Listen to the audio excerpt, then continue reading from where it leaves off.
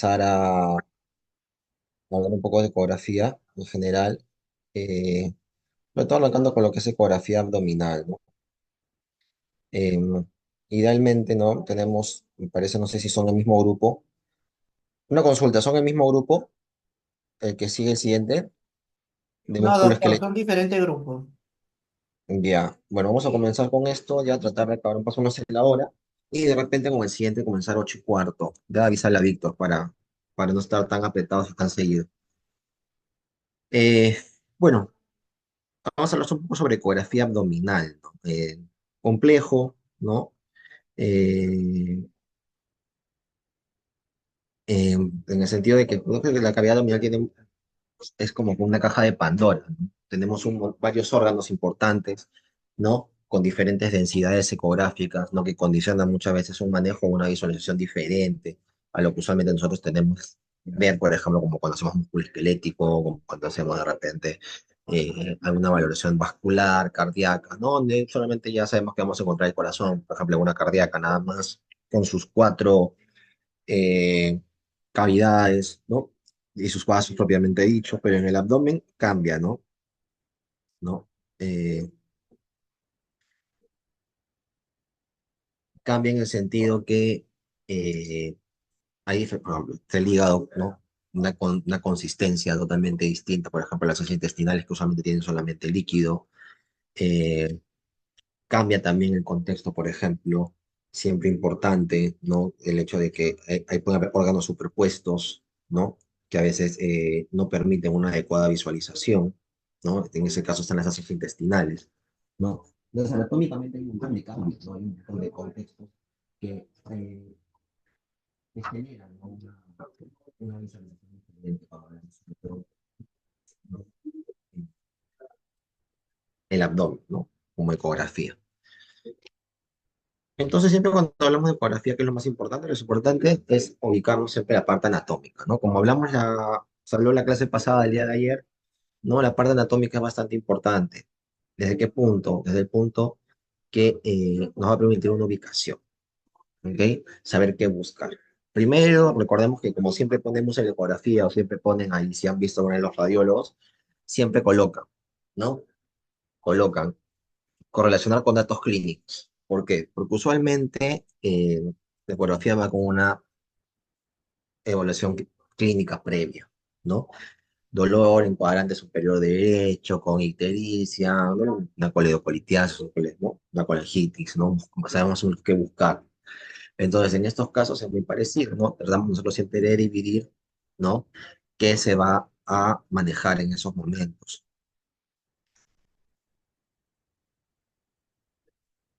¿No? Se trata más o menos siempre de tratar de visualizar, tratar de tener algún tipo de, tratar de evaluar, por así decirlo, de acuerdo a lo que nosotros estemos manejando en ese momento, ¿no? ¿Qué tipo de patología?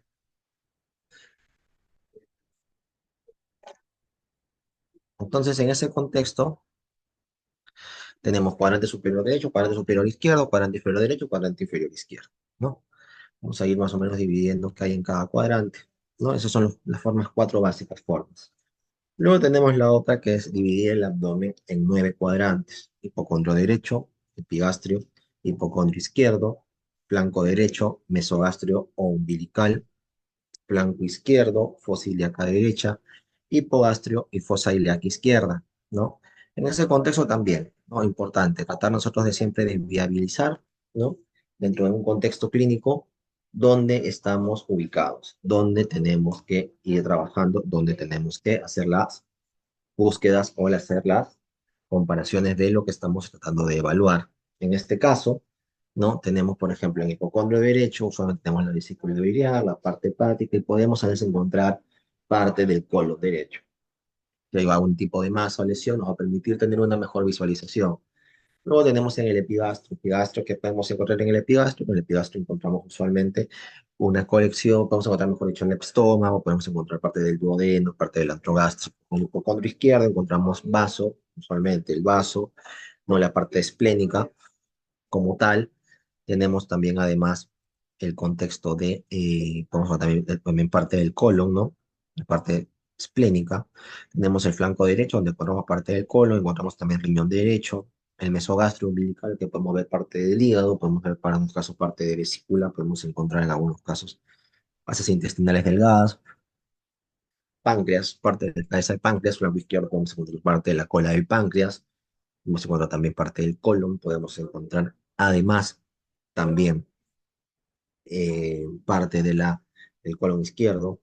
Tenemos la fosa ilíaca derecha, donde encontramos el apéndice, donde encontramos el ciego. Tenemos el hipogastro, donde podemos encontrar vejiga, útero, ¿no? Parte del colon, los sigmoides, rectosigmoides, recto sigmoides, flanco izquierdo, con parte de sigmoides también, ¿no? Entonces, más o menos nosotros tenemos dentro del contexto clínico, tenemos más o menos ubicadas ciertas zonas, ¿no? Mapeadas ciertas zonas. Entonces, eso es bastante importante para que nosotros,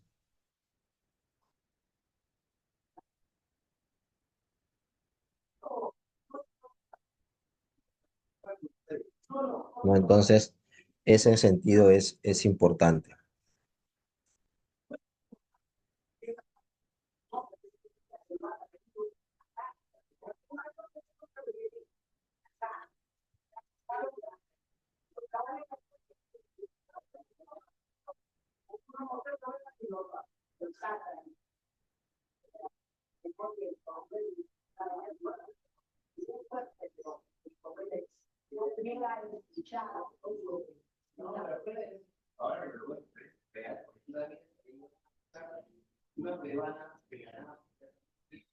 Entonces, ahí lo que ven ustedes, no propiamente dicho, son según las calificaciones o las estructuras anatómicas, ¿no? Encuentran el hígado, ¿no? Encuentran parte de lo que vendría a ser parte de los epiplos, ¿no? El epiplo de la parte, ¿cómo se llama?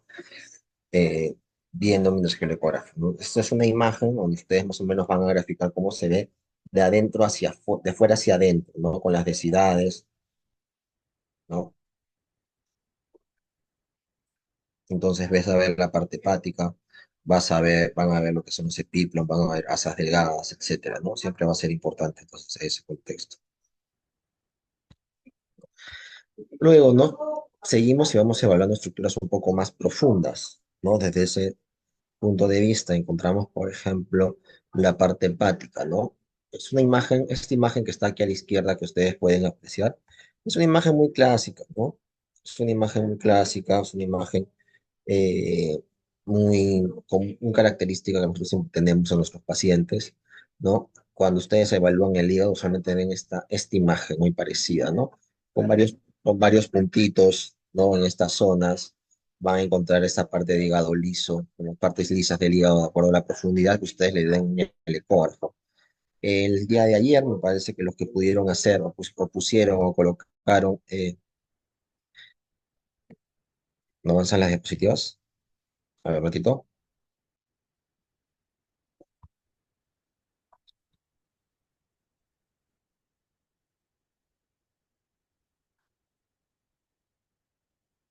Ya. Ahora sí avanzan. Avanzan, ahora sí confirmen. Se mueven. Ahora sí. Sí, ahora sí se mueven. Muy bien. Entonces, bueno, regresando, ¿no? Vamos evaluando. Nuevamente mencionamos, ¿no? Usualmente cuando nosotros vemos la parte de la ecografía, tratamos siempre de que sea de la parte más superficial a la parte más profunda, ¿no? De la parte de afuera hacia la parte de adentro.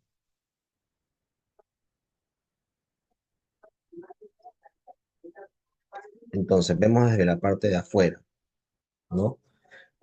Vemos, por ejemplo, ¿no? Que va a ir profundizando propiamente, ¿no? Vamos a encontrar la, ¿qué? La piel, que no se ve en la ecografía. Y vamos a encontrar la capa musculares, ¿no? Vamos a ver más o menos cuánto espesor tienen, pues hasta 5 o 10 centímetros de espesor musculares. Vamos a encontrar la parte del epíplano, la parte de la grasa, ¿no? Posterior a eso la aponeurosis y recién vamos a llegar propiamente a la parte de los órganos. Entonces, son imágenes que usualmente nosotros vamos a ir valorando. Si ustedes agarran en la parte ecográfica, usualmente cuando ustedes evalúan abdomen, ¿con qué usan? Usan un convexo, ¿cierto? Usan un convexo. ¿Y qué utilizan además? Pueden utilizar el plano, a veces que son de menor cantidad de... O sea, te da una mejor gráfica, por así decirlo, una mejor visualización, pero no te permite, ¿no? No les permite a ustedes generar, como se dice, una profundidad adecuada, pero sí les permite a ustedes tener como que una buena imagen desde el punto de vista, ¿no? De calidad, ¿no? O sea, entonces, en conclusiones, ¿no? Ustedes, por ejemplo, comienzan siempre con la parte superficial, la parte más profunda, pueden ver estructuras muy superficiales, con un ecógrafo de repente lineal, con muy buena calidad de imagen, pero de repente no van a alcanzar la profundidad. Pero si ustedes tomaran un convexo, ¿no? Si ustedes tomaran un convexo, ¿no? ¿Qué van a encontrar en ese caso? Van a encontrar estas imágenes o estructuras un poco más profundas. Estas estructuras más profundas, como verán, ¿no? Es el hígado, es el estómago, son los vasos, ¿no? Son los vasos, son los vasos. Entonces, esos vasos que ustedes están visualizando, ¿no? Son imágenes propiamente que se hacen o se van a poder ver mejor con un convexo como tal, ¿no? Como ustedes están viendo. Entonces, vamos a hacer siempre ese análisis de imagen, que va a ser bastante importante hacer. Desde la parte más superficial, nuevamente a la parte más profunda. Esta imagen que ustedes observan acá, en este lado aquí, solamente es una imagen muy característica del hígado. Ustedes ven hígado, ¿no? Ustedes ven esa característica, ¿no? Suelen ver esa característica como tal. Ven vesícula por aquí, ven estómago, ven antrogástrico, ven riñones, ¿ok? Ven parte del hígado, ¿no?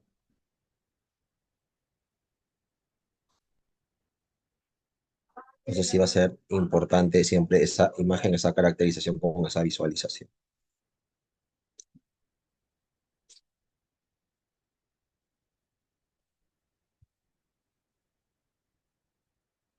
Aquí también vemos, lógicamente, vemos, pues, ¿no?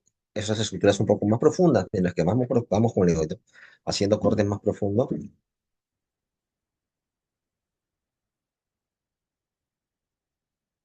¿no? Ustedes ven esa imagen, vamos encontrando, como por ejemplo, ahí que se ve, se trata de dibujar lo que es el páncreas,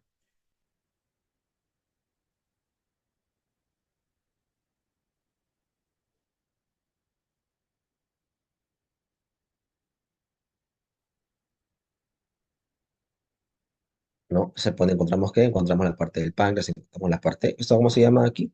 Este es el vaso, ¿ok? El vaso, ¿no? Esas imágenes sacadas del néter, ¿no? Son imágenes que usualmente se utilizan para tratar de graficar o tener una idea, más que todo un contexto anatómico, por dónde estamos, ¿ok? Por dónde estamos, qué partes estamos visualizando como tal. Eso es lo importante, qué partes estamos visualizando como tal. Entonces, vemos ahí la parte de arterial, vemos la parte venosa, ¿ok? Vemos la parte pancreática como tal. Entonces, en ese sentido, ¿no? Siempre vamos a encontrar unos reparos, no reparos anatómicos como tal, no, pero ciertas estructuras por los cuadrantes que hemos mencionado, donde vamos a poder ver ciertas tipos de imagen, ¿no? De acuerdo a la profundidad.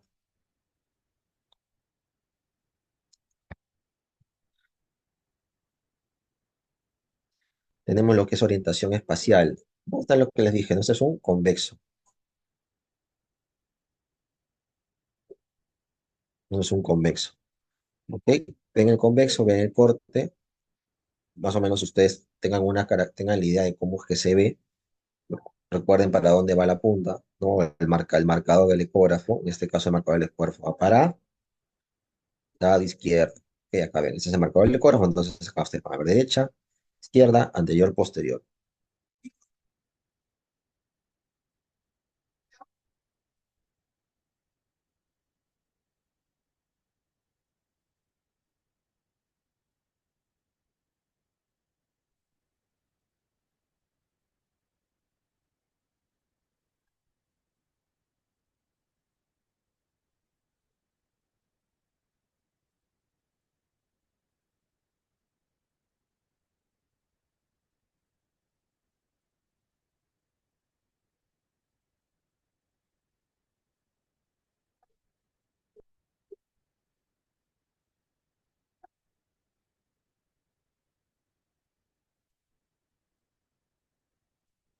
Luego vemos la orientación espacial, ¿no? Ustedes ven de punto longitudinal.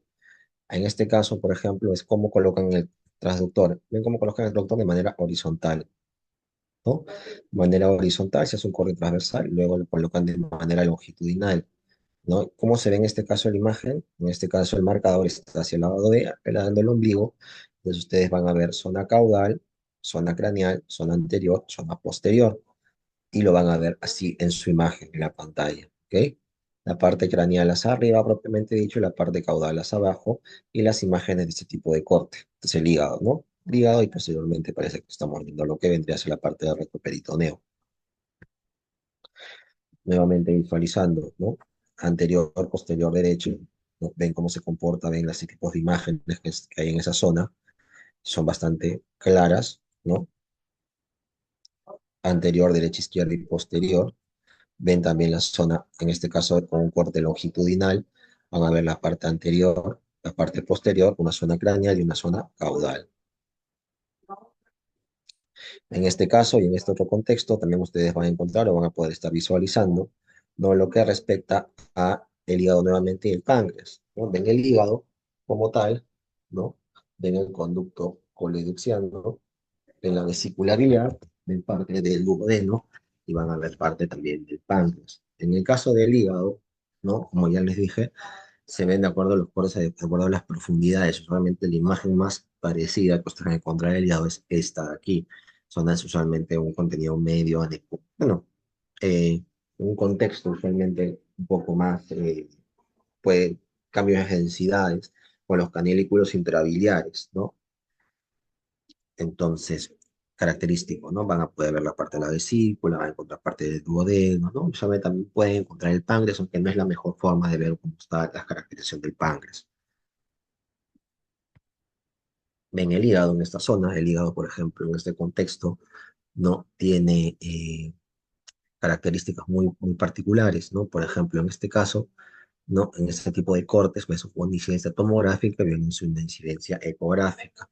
Ustedes hablan y se hacen una imagen, una adecuada visualización, van a ver que pueden más o menos presentar el mismo corte, como ven aquí, ¿no? La misma forma y todo, y van a ver imágenes muy similares, ¿no? Dentro de los canalículos y todo. Recordemos que la ecografía es operador dependiente, va a depender usted de los cortes, cómo, cuánto, ¿no? Profundicen estos pacientes.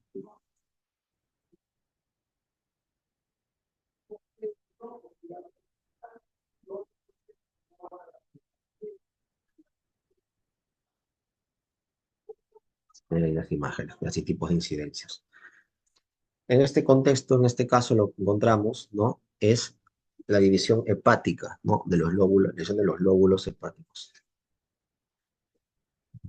Los lóbulos hepáticos entran en el segmento 2, 3, 4, 1, 5, 8, la segmentación hepática, ¿no?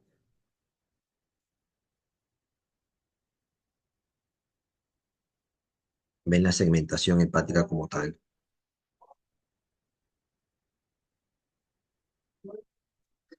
Entonces, en varios contextos, ¿no? La segmentación hepática tiene muchas características. Recordemos eh, cuando hemos llevado anatomía, hemos visto gastroenterología, ¿no? También es dependiendo muchas veces de los vasos. Tratamos de ver segmentación hepática, ¿no? Por eso hacemos nuestra segmentación de acuerdo a división funcional, recordemos, y a distribución vascular y biliar, ¿no? Recordamos la división funcional, recordemos que era el lóbulo derecho y el lóbulo izquierdo, separados por la línea, la que nosotros llamamos línea de Cantley, ¿no? Que es la línea imaginaria que conecta la vesícula biliar con la vena cava inferior, más o menos en esta zona de acá. En distribución vascular y biliar, nosotros teníamos que cada segmento tenía su propio suministro de arteria hepática, vena porta y drenaje biliar, ¿no? También sabemos que tenía un drenaje venoso independiente en las venas hepáticas, importante. Tenemos, según la segmentación de Coinot, ¿cuántos? Ocho, ¿no? Ocho segmentos. Tenemos el lóbulo izquierdo, que es el segmento uno, lóbulo caudado, independiente, recibe irrigación de ambos lóbulos. Segmento 2, parte posterior del lóbulo izquierdo bilateral. Segmento 3, parte inferior del lóbulo izquierdo lateral. Segmento 4, el lóbulo cuadrado, que llamamos nosotros, ¿no? Que se divide, o uno lo divide en el lóbulo 4A y 4B, según su altura. Luego teníamos el lóbulo derecho 5, que es inferior anterior derecho. Tenemos el segmento 6, inferior posterior derecho. Y el segmento 7, superior posterior derecho. Y el segmento 8, superior anterior derecho. Entonces, son más o menos las imágenes o cómo nosotros hacíamos, tratábamos de hacer una, valoración funcional del hígado.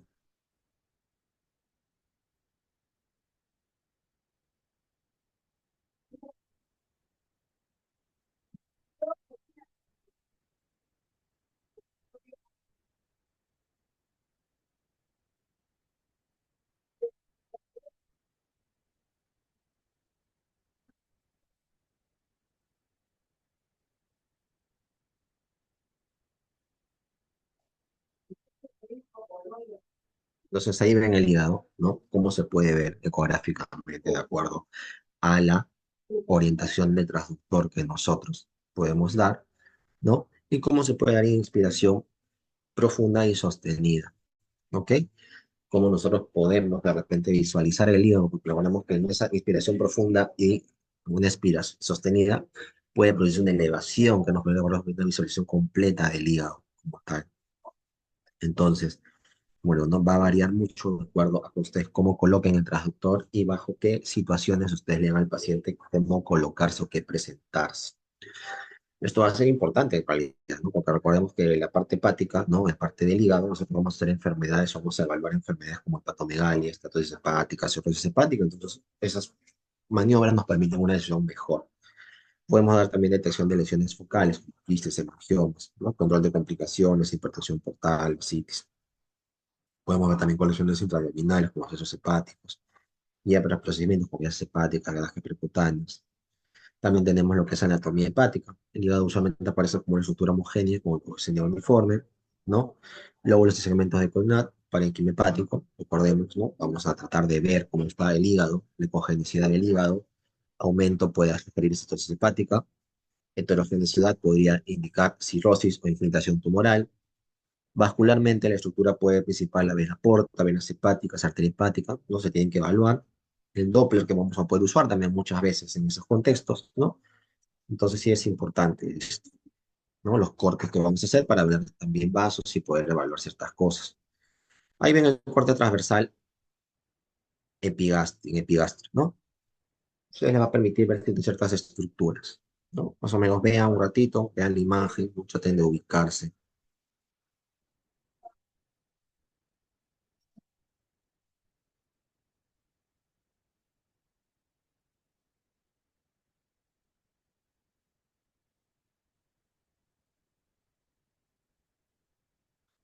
Por ejemplo, vemos lo que es la pared abdominal, ¿no? Lo que es el punto uno.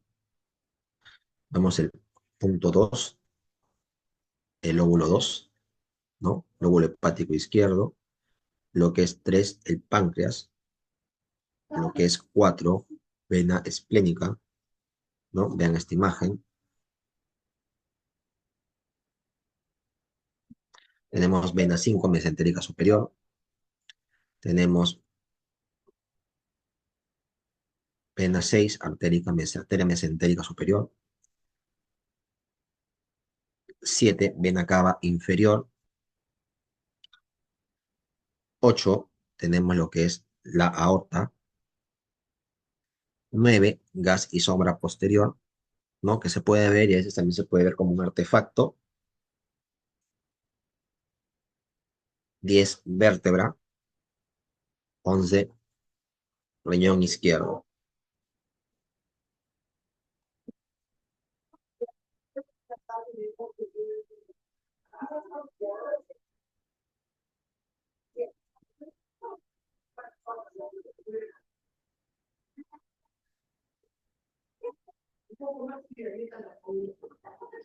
Vean nuevamente, no recuerden.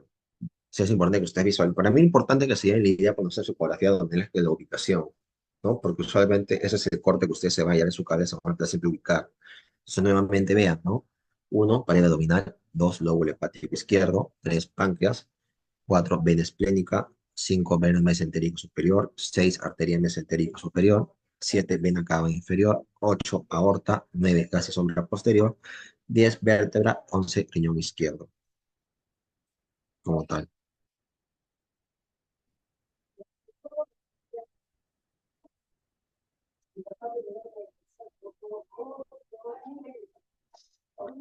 Luego vemos pared abdominal, lóbulo hepático izquierdo y caudado en ese contexto, ¿no? Vean las imágenes. Recuerden ustedes más que todo el punto, ¿no? ¿No?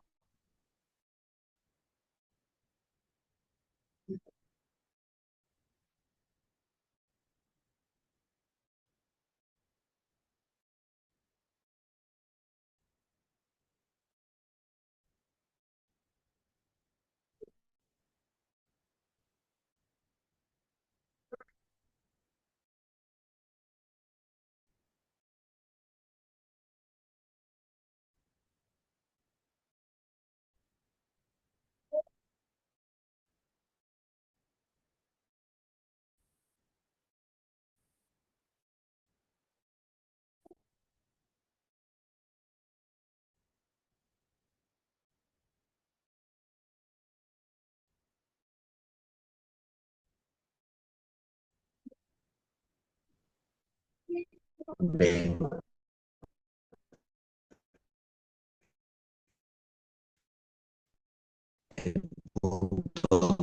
dos lóbulo hepático izquierdo y caudado, hepática derecha, lo que se salió. ¿Está compartido? Sí, listo, sigamos. Después la señalo un poco. Nuevamente, no recordar importante, no los lóbulos del hígado, lo que se observa en estos momentos, tenemos el cuadro transversal sobre la vena suprahepática, tenemos la pared abdominal, lóbulo hepático izquierdo y caudado, vena cava inferior, vena suprahepática derecha, vena suprahepática media, la vena suprahepática izquierda, ¿no? Las ramas de la vena porta y el diafragma. Yo les dije, ¿no? Que me parecía bastante importante, ¿no? El contexto, ese contexto, ¿no? Contexto de qué se va a pautar o manejar. ¿Por qué? Porque esto le va a permitir a ustedes ver toda la estructura en sí, ver qué van a hacer, qué maniobra van a utilizar, qué van a evaluar.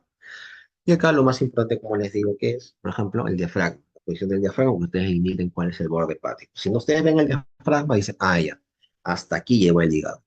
Que no es que de repente hay más masa por ahí. Si ven el diafragma, es ya, hasta acá llegó el hígado, y hasta acá sigo visualizando y sigo valorando.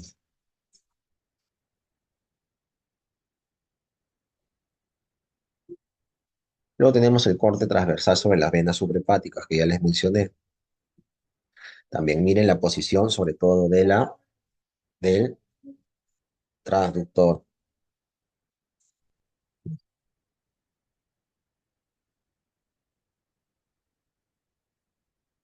¿no? Miren la posición del transductor y miren la imagen, característica de la imagen, sobre todo, que es lo que me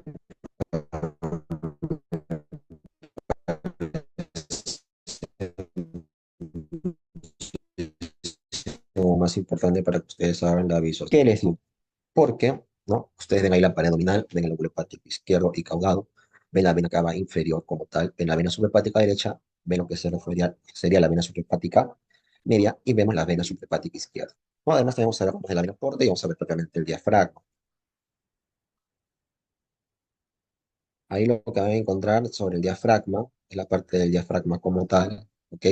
Les va a permitir, como ya les dije a ustedes, poder realizar un área, un manejo, una limitación, ¿no? Hasta dónde está llegando, ¿no? Ese corte como tal. Entonces, es bastante importante.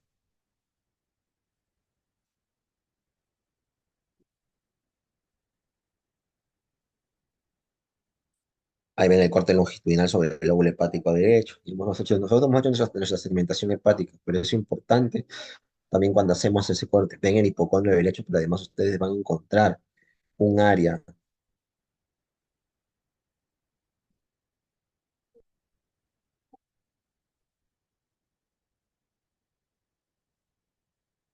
importante, esa visualización. Primero, ven la pared abdominal como tal, ¿ok? Ven la pared abdominal. Ven el lóbulo hepático derecho, bien. Ven el riñón derecho. Ven lo que sería el músculo psoas. Ven la apófisis transversa. Ven la rama suprahepática derecha. Ven la rama quinta de la porta. Y ven el diafragma como tal con el tórax. ¿Ok? Entonces es es como le digo, ¿no? Bastante importante ese contexto de cómo ustedes van a tratar de analizar ese tipo de pacientes, ¿no? Esta problemática de los pacientes, de los cortes anatómicos para que ustedes puedan hacer un mejor hallazgo ecográfico. Recordemos, como siempre es importante, ¿no? La ecografía es operador dependiente. ¿Ok? Entonces, de acuerdo a ustedes donde hagan el corte y todo, van a poder ubicarse mejor. Tienen que tener referencias anatómicas siempre. ¿Ok?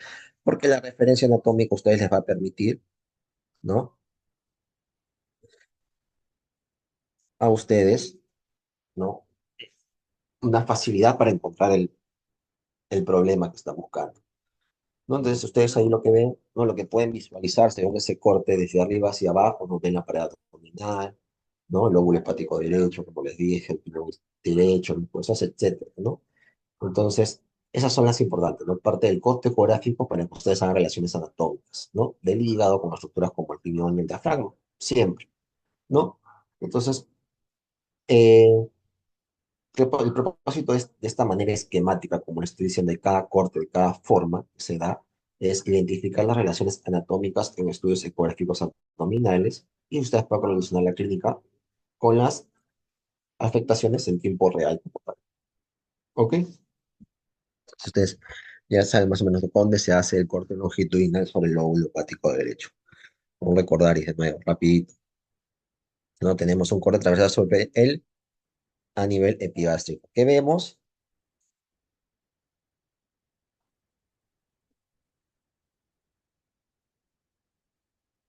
¿No? Uno, pared abdominal. Dos, lóbulo hepático izquierdo. Tres, páncreas. Cuatro, vena esplénica. Cinco, vena mesentérica superior. Seis, arteria mesentérica superior. Siete, vena cava inferior. Ocho, aorta. Nueve, gas y sombra posterior. 10 vértebras y 11 riñón izquierdo. La otra imagen que ven, en este caso, es la pared abdominal. Ven lóbulo hepático izquierdo y caudado, la vena cava inferior, ven la vena suprahepática derecha, ven la vena suprahepática media, ven la vena suprahepática izquierda y ven ramas de la vena porta junto con el diafragma, esto es en el corde transversal, sobre las venas suprahepáticas, tal, venas suprahepáticas. Tenemos el corte transversal sobre las venas suprahepáticas, ¿no? Acá tenemos el corte, nuevamente, el mismo corte, vemos nuevamente la pared abdominal, vemos el lóbulo hepático izquierdo caudado, vemos la vena cava inferior, vemos la vena cava suprahepática derecha, suprahepática media, suprahepática izquierda y ramas de la vena porta como tal, junto con el diafragma. Luego tenemos un corte longitudinal sobre el lóbulo hepático derecho, ¿no? Donde vamos a encontrar la pared abdominal, lóbulo hepático derecho, riñón derecho, el músculo psoas, vemos apófisis transversas, ramas 5 suprahepáticas, ¿no? Ramas 6,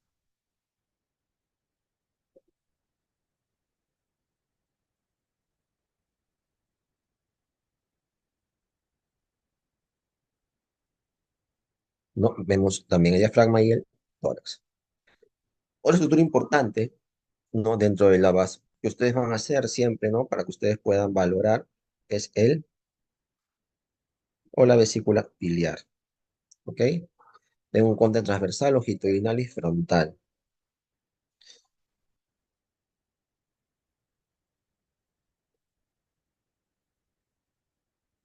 ¿no? Un corte, ven los tres tipos de corte, transversal, longitudinal y frontal.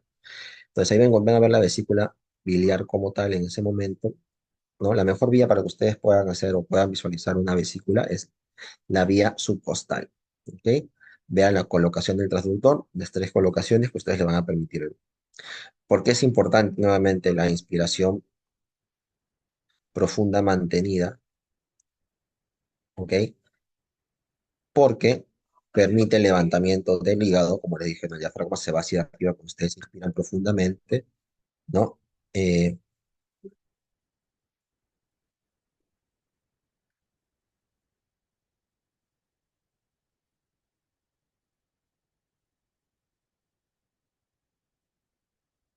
lo que ustedes van a evaluar, ¿no? Dentro de esa imagen, ¿no? Es propiamente, ¿no? Las características de la vesícula como tal. Lo que ven ahí, que contenido es oscuro, ¿no? Como tal, ven ahí el, la vesícula por debajo, el arco, de arco costal.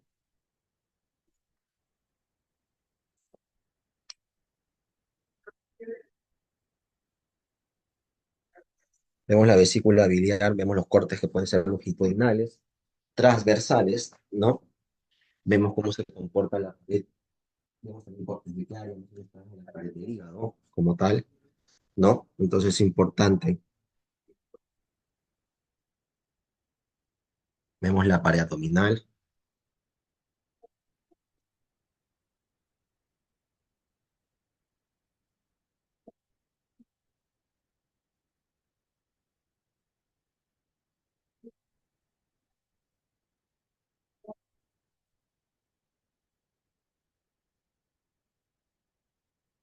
para mí importante, siempre les digo, cuando ustedes ven ese tipo de imágenes, es el hecho de que tengan una correlación clínica, ¿ok? Imagenológica. Ven aquí la pared abdominal, ven el hígado, ven la vesícula biliar, ven la vena porta, cada pared. ¿No? Prácticamente todas las estructuras que estamos hablando son repetitivas, ¿ok? Cada imagen, ¿no? Yo les dejo que miren, las observen un ratito. ¿Por qué? Porque para mí es importante que cuenten la ubicación. La memoria fotográfica va a ser sumamente importante en estos momentos cuando ustedes hacen la valoración de la vesícula biliar. Yo podría, ¿no? Ponerle 1000 letras, ¿no? Eh, y simplemente esperar de que no, de que se memoricen cómo poner simplemente no una teoría de cómo ver el ecógrafo, cómo ver el transductor, ¿no? En este caso usamos traductores convexos, ¿no? La colocación, pues ustedes venden la imagen y ustedes simplemente leer o sea, un párrafo nada más de cómo se ven las estructuras por cada centímetro, ¿no? Pero la idea de ustedes es pura imagen, esa es la realidad, la ecografía es imagen, es ubicación anatómica e imagen. Entonces, ustedes viendo estas imágenes más o menos siempre van a tener una correlación. Ustedes, tanto por los vasos que van a estar alrededor, etcétera. Por ejemplo, ¿no? Van a encontrar ahí pared abdominal, van a encontrar lo que es el hígado, van a encontrar lo que es la vesícula, van a encontrar el páncreas, van a encontrar lo que es la vena cava, la vena aorta, van a encontrar el gas pilorodenal, cuerpo vertebral, etcétera. O sea, todo ese tipo de imágenes que ustedes van a ver les va a permitir a ustedes ubicarse mejor, no confundir la vesícula con una cava, por ejemplo, ¿no? Y eso se va a dar de acuerdo al análisis y el tipo de cortes, ¿no? Ya les dije los tipos de cortes que hay. O sea, el corte longitudinal que ustedes van a ver, ya recuerdan. ¿Qué va a caracterizar?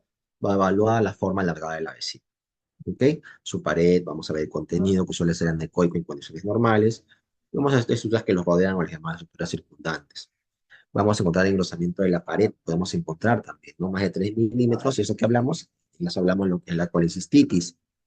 Vemos también lo que es la corte transversal, ¿no? ¿Esto qué es? Es muestra la vesícula de forma redondeada o ovalada.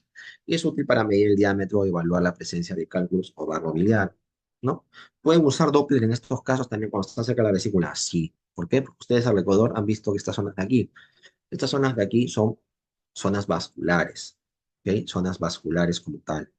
Entonces, esas zonas vasculares que ustedes están observando ahí, ¿no? Esas zonas vasculares les va a permitir poder realizar una mejor valoración del contexto de los pacientes. Y también le va a permitir también, si es que tienen alguna duda de repente, porque la vesícula se ve pequeña y la confunden con la cava, etcétera, le va a permitir a ustedes tener un mejor contexto también.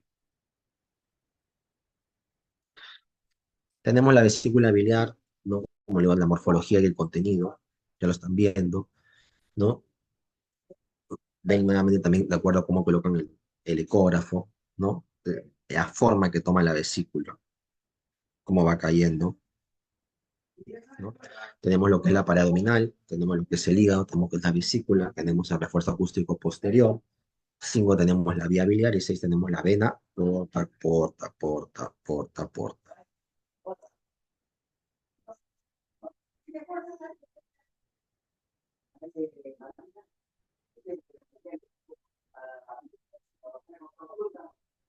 ¿No? Entonces, pared abdominal, hígado, nuevamente aquí ya se por la pared abdominal, hígado, vesícula, refuerzo acústico posterior, ya es una parte de un artefacto, como se dice, ¿no? Tenemos lo que es la vía biliar, en 5 que quiere decir que están los canilículos biliares, parte de la, ¿no?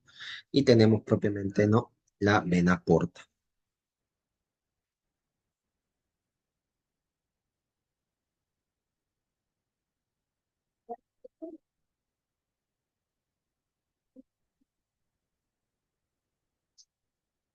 En la zona, lo que ven ahí, como les digo, no es como es la vesícula, que es la vesícula postpandrial, ven el hígado, ¿no? En ese tipo de corte, ¿no? Ahí lo que, 4 lo que hablan es falta de apoyo transductor como para ver mejor la imagen, ven lo que son las ramas suprahepáticas y ven lo que es la vena porta también nuevamente. Otro estudio importante que ustedes van a analizar en lo que es la ecografía abdominal y van a observar y van a ver si se parece un poco al hígado, ¿no? De repente en el contexto, en la imagen, ¿no? Algo similar es el vaso, ¿ok? Usualmente en corte longitudinal de 10 a 13 centímetros, el corte transversal de 5 a 6 y antero posterior de 7 a 8 centímetros, ¿ok? Entonces va a ser importante esa imagen como tal, ¿no? Para que ustedes hagan un análisis y una visualización, no confunda.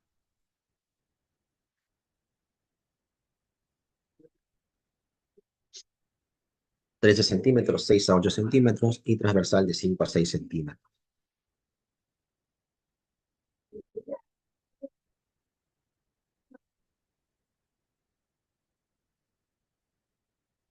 Luego tenemos lo que es pared, tenemos lo que es vaso y dos vasos accesorios, y tenemos tres páncreas y cuatro diafragmas.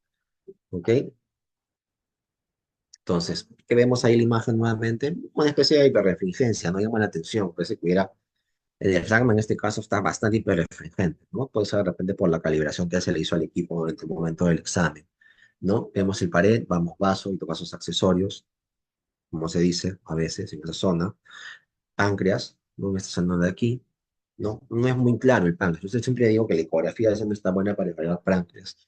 Le puede dar un grado, cierto grado de referencia anatómica como tal, pero nunca te va a dar como que una valoración o un cuadro muy claro, muy clínico. Entonces tenemos pared, tenemos vaso y dos vasos accesorios, tenemos páncreas y tenemos diafragma, ¿no?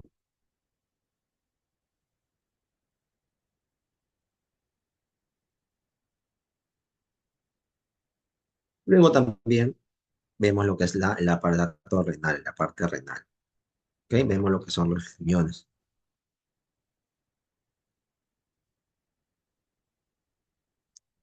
¿No? Primero es importante que los riñones son retroperitoneales, ¿ok? Tenemos el izquierdo que son 2 centímetros más alto que el derecho, tenemos qué característica tiene, tiene la forma de un haba, no miden entre 11 a 13 centímetros de longitud, 4 a 5 en transversal y no 3 centímetros amplio posterior. La arteria renal derecha pasa por detrás de la cava y la vena renal izquierda por delante de la aorta, y entre ellas la arteria mesentérica superior como tal, ¿ok? La arteria mesentérica superior como tal. Entonces, nuevamente, son retroperitoneales, ¿ok? El lado izquierdo, unos 2 centímetros más alto que el derecho, tiene forma de haba, miden entre 11 a 13 centímetros de longitud y 4 a 6 en transversal, 3 centímetros posterior. La arteria renal derecha pasa por detrás de la cava y la vena renal izquierda por delante de la aorta, entre ella y la arteria mesentérica superior.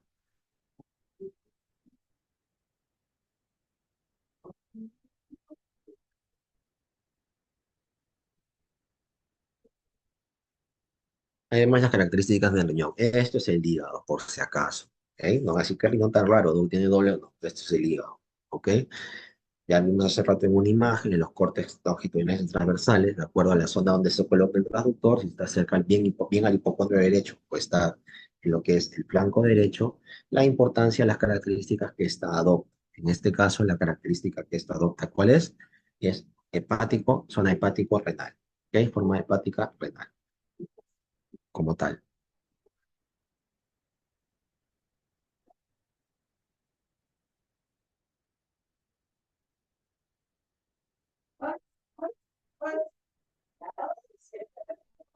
Ven, en este caso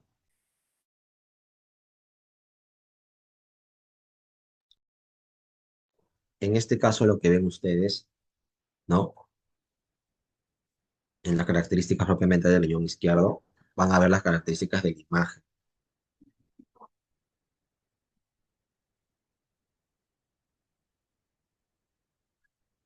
Ven las características, ven el riñón, ven la parte del vaso, y ven una zona 3 del riñón y para el psoas. ¿Ok? Entonces es, como se dice, importante. ¿Ok? La pared, el vaso, el riñón izquierdo y el psoas. ¿Listo?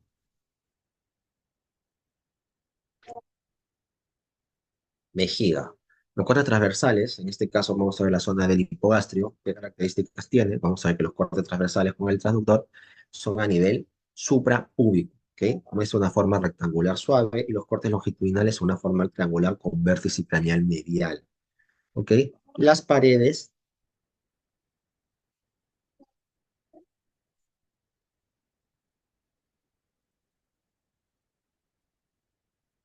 ¿no? Ven acá, los cortes transversales con nivel suprapúbico, forma rectangular y suave. Ya cuando ustedes ven un contenido medio rugoso y todo, ya vayan pensando en algo más, vayan pensando que de repente el paciente es prostático, tiene una hipertrofia de la pared de la vejiga o piensen de repente en algo maligno, piensen en pólipos, etcétera, ¿no? Ahorita lo que estamos tratando nosotros de analizar es casi el contexto normal, el contexto sano, paciente sano en vejiga, la imagen, ¿ok?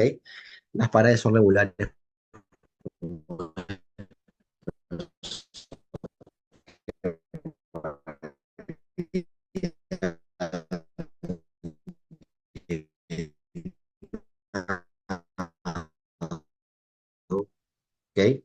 hasta 4 milímetros, vejiga vacía.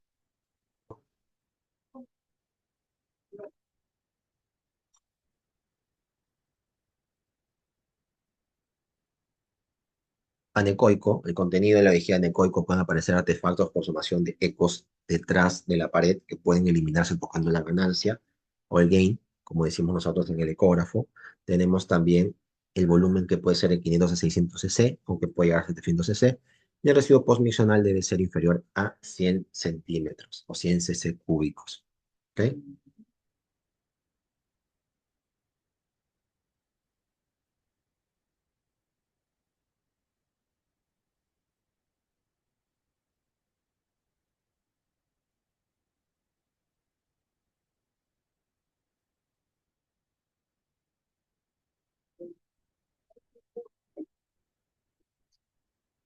Recuerden siempre esto de aquí, ¿no? Cuando ustedes hacen una ecografía, ¿no? ¿No? Cuando ustedes hacen una ecografía, la importancia de la valoración que ustedes le van a dar a este tipo de pacientes es también lo llamado a veces ustedes ecografía con residuo postmiccional, ¿ok? Eso es importante, ¿por qué? Porque a veces ustedes me decían, vamos a probar la ecografía y no han considerado algo, que el paciente tiene la vejiga vacía, ¿ok? Entonces es importante que cuando ustedes piden este examen clínico, ustedes que hagan la valoración y residuo postmiccional, ¿ok? Una pregunta, a ver si están atentos, chicos. Esto de acá, alguien que pueda responderme, ¿qué es? ¿Es un círculo que ha dibujado el ecografista, una medición, o qué podría ser en otro contexto? Cualquiera de los presentes, de los cuatro participantes, son cinco, el cinco incluye al host. ¿Qué sería esto? La aorta. Estamos dentro de la vejiga. Ah, O sea, si entramos nosotros en el contexto de repente en ecocardio y entramos a un cinco cámaras, ¿no? Esto y podría parecer una aorta, sí, por la forma, ¿no? Pues el anillo y todo, pero en este caso estamos en contexto de vejiga. ¿Qué podría ser? ¿Es un círculo que ha dibujado el ecografista? Si fue, puede ser. ¿Qué otra cosa sería que es bastante común en los pacientes? está dentro de la vejiga, ¿verdad? Exacto. Cálculo, podría ser. Podría ser alguien más. Es una especie de globo, ¿no?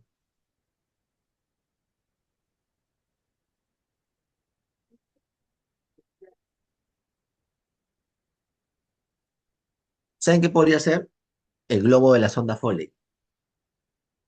Ah, pero no se ve el resto de la sonda se podría ver.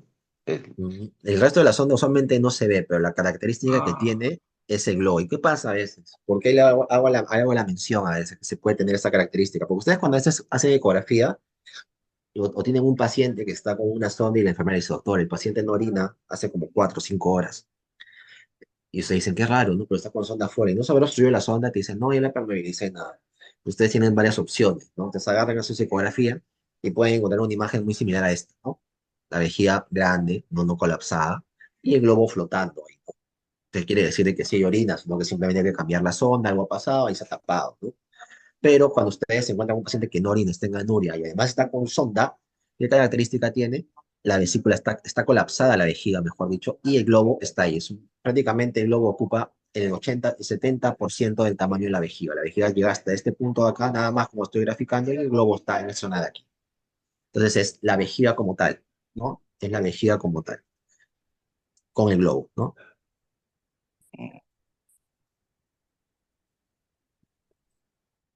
Muy bien. Lo que ven ahí, que parece un Doppler, ¿no? Es el jet de orina. ¿No? Cuando el paciente orina, ustedes hacen el jet y van a ver más o menos cómo se comporta el jet, dependiendo también a veces ya cuando se hacen estos estudios, ¿no? Como funcionales usualmente que valoran el jet de orina y todo, ¿no? Se hacen ese tipo de imágenes como tal, ¿no? Entonces en tenemos estas características como tal. Tenemos la vejiga, ¿no? Tenemos valorar siempre, ¿no? Los métodos uretrales. Los uréteres son estructuras tubulares de 4 a 5 milímetros de diámetro que van a estar ocultos en los intestinos. Siempre, ¿no? La parte posterior, o sea, parte posterior, van a tener colon, intestino delgado, en este caso, ¿no? Eh, Solo podremos verlos ¿no? Próximos a su desembocadura en la vejiga distalmente. A nivel del trígono hay dos prominencias que con el transductor oblicuo nos permite ver esta estructura tubular que se dilata al salir la orina, que se llama el jet, ¿ok? El jet. Este jet de orina, usualmente ustedes lo van a ver con el Doppler y también, lógicamente, el paciente tiene que estar, ¿no? Con la vejiga llena, ¿ok? Vejiga llena. Tenemos la próstata, ¿ok? La ecografía abdominal, la próstata se observa hipoecogénica, homogénea y con contorno regular por detrás y debajo de la vejiga. La próstata tiene forma crónica con contornos redondeados de base craneal en contacto a la vejiga. Está atravesada por la uretra proximal y los conductos eyaculadores. Normalmente su volumen es inferior a 22 centímetros cúbicos, pero esto varía con la edad y puede ser también, puede tener implicancia clínica o no, por si acaso. Es muy diferente cuando encontramos a veces nódulos o encontramos ciertas especies de zonas heterogéneas, ¿no? Calcificaciones que nos puede llevar a nosotros a pensar que el paciente está haciendo un proceso oncológico. Entonces es importante siempre ese contexto. Ahí vienen lo que vendría a ser las imágenes patológicas como tal, ¿no? Vamos a entrar a las imágenes patológicas. Luego ya después luego que hemos visto, como se dice, lo normal, ¿no? Lo que vendría a ser las características normales imagenológicas, para tener una idea o tener un contexto de memoria casi fotográfica, ¿no? Entramos en lo que vendría a ser las imágenes patológicas para tener una pequeña idea.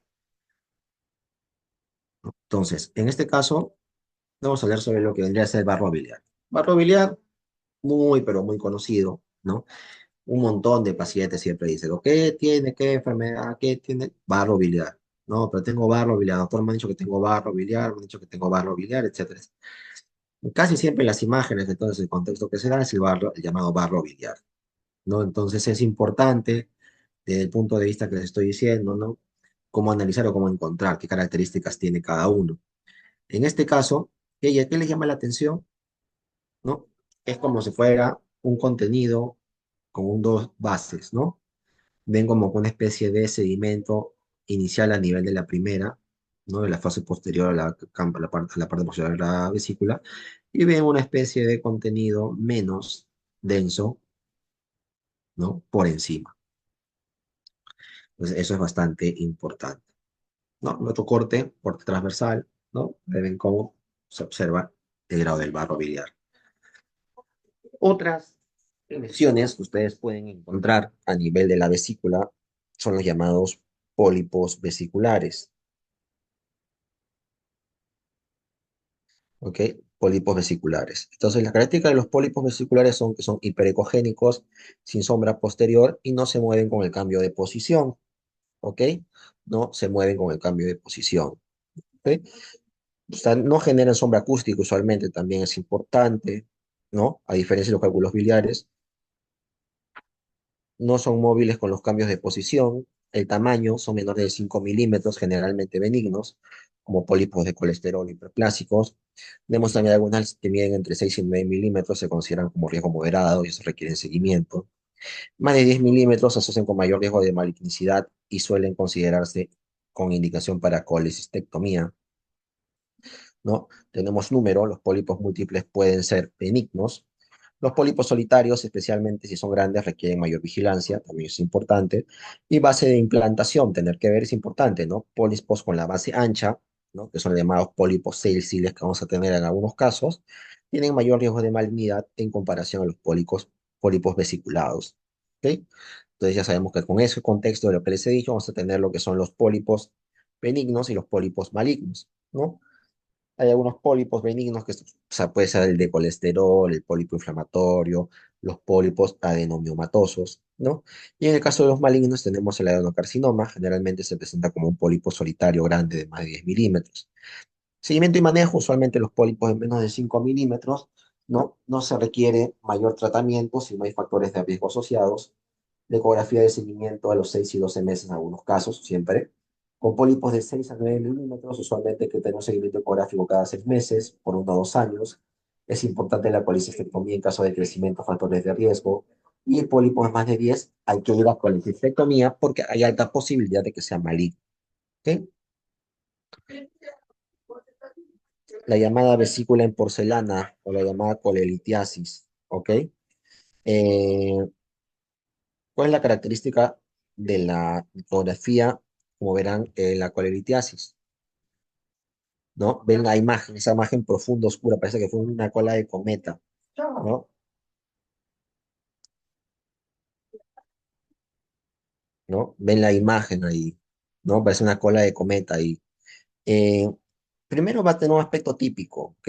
La primera lesión o la parte de arriba de la lesión es una lesión hipereco, va a tener una lesión hiperecoica. Y esto que se llama, que ven al fondo acá, se llama la sombra acústica posterior. ¿Por qué? Porque hay alta densidad del cálculo. Tenemos la movilidad, los cálculos se desplazan con los cambios de posición del paciente, ¿no? Tenemos el caso de la vesícula biliar, la pared generalmente normal en la está siendo complicada. Va a haber un engrosamiento de la pared de más de 3 milímetros y puede seguir sugerir inflamación. Tenemos después una luz vesicular, puede contener múltiples cálculos, un solo cálculo grande, gigante. Y bueno, también vamos a encontrar el signo de morfo gráfico que ustedes van a poder evaluar. Luego tenemos lo que es la colecistitis. ¿Ok? La colicistitis. En el caso de la colicistitis, ¿no? Es una inflamación propiamente de la vejiga, ¿no? Hallazgos ecográficos, engrosamiento usualmente que vamos a encontrar en la pared vesicular, va a haber una pared de más de 3 milímetros, puede observarse estratificación de la pared con un halo hipoecoico, vamos a encontrar el llamado signo de morfio ecográfico positivo, vamos a encontrar dolor a presionar con el ecógrafo, ¿no? Como tal, digo, puede haber un poco de distensión de la vejiga, de la vesícula biliar agrandada más de 10 centímetros de longitud, más de 4 centímetros de ancho. Vamos a ver el cálculo impactado, ¿no? Ahí en el bacinete, ¿no? Vamos a encontrar también algunos tipos de características según si hay paro biliar. Es el cáncer de vesícula también podemos encontrar. El cáncer de vesícula, ¿no? Eh, Característica importante del cáncer de vesícula que se tiene es que el cáncer de vesícula o cáncer vesicular, ¿no? Va a haber un engrosamiento irregular en la pared vesicular, más comúnmente focal y asimétrico. Puede confundirse con inflamación en estadios iniciales, pero el engrosamiento es el más heterogéneo y nodular. ¿Ok? Puede tener también, vamos a encontrar más intraluminal, podemos encontrar lesión sólida hipoecoica o heterogénea, que protruye la luz de la vesícula. Esta también puede estar adherida a la pared con o sin cálculos asociados. Vamos a encontrar o por ver una lesión infiltrativa. Vamos a ver pérdida de la definición normal de las capas de la pared vesicular. Vamos a encontrar una extensión directa hacia el hígado u otras estructuras vecinas. Podemos encontrar también cálculos biliares asociados, 70-90% de los casos. Vamos a encontrar también, o va a coexistir con una vesícula de porcelana. Vamos a encontrar adenopatías regionales, vamos a encontrar invasión hepática y podemos también encontrar dilatación de las vesículas de acuerdo al contexto o la zona donde se encuentre que sea de vesícula.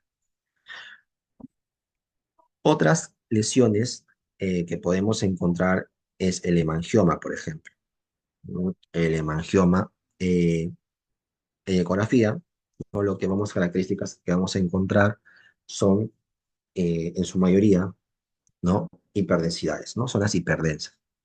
¿Qué características tiene la lesión de ser una lesión hiperecoica? ¿Ok? La mayoría de los hemangiomas aparecen como masas definidas con iconicidad mayor a la del parénquima hepático circundante, ¿no? Vamos a empezar por definidos, suelen tener una cápsula con límites nítidos, un tamaño, generalmente son pequeños, pero los hemangiomas usualmente también pueden haber hemangiomas gigantes. Tienen un efecto acústico posterior que dan cierto grado de sombra posterior y sin flujo en el Doppler, ¿ok? Sin flujo en el Doppler. Entonces es importante también que ustedes van a valorar eso como tal, ¿ok? Entonces es importante que ustedes tengan este conocimiento, esta imagen, todo está, más que todo como le digo, no se pueden con la forma o la imagen o la parte de la memoria fotográfica que se tiene para estos pacientes, ¿no? ¿No? Entonces, bueno, la imagen más suele ser un hallazgo, ¿no? Entonces, tengan siempre esa característica, esa imagen. Acuérdense de la característica para que no se confundan con un tumor o otro tipo, ¿no? Y se asusten de repente cuando hacen su ecografía como tal.